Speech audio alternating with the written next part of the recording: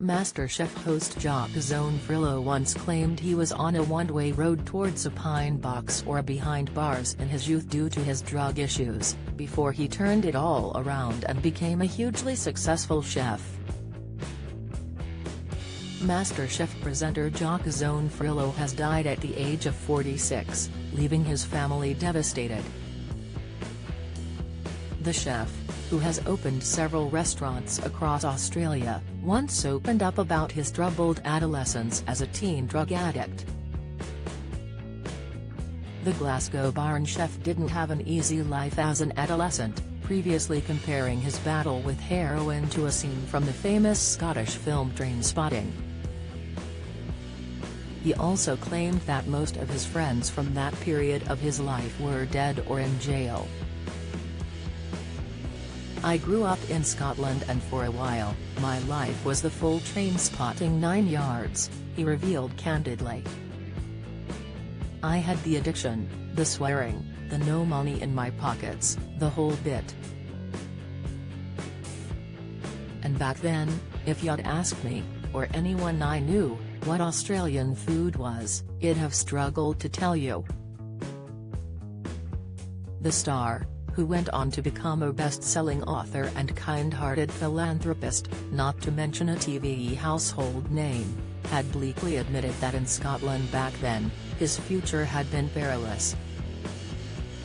"I was headed on a one-way road towards a pine box or a prison cell, there's no other way to describe it," he grimaced. However, he admitted on an episode of MasterChef, "A pure chance encounter with an Indigenous Australian playing the didgeridoo changed my life entirely. The busker, named Jimmy, instilled him with a deep passion that he could never have seen coming. This deep need to explore the real Australia and its real traditional and ancient foods." Though had previously been a heroin addict always desperately seeking out his next fix, the healing power of Australia helped him tackle his addiction head-on.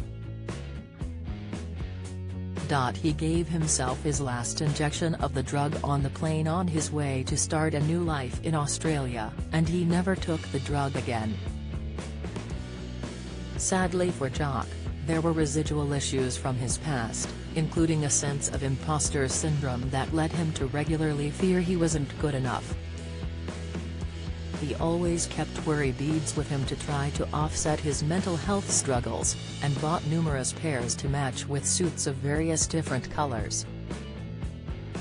Meanwhile, the star, who had 4 children, also found healing through living a simple lifestyle at home with them whenever he had the chance.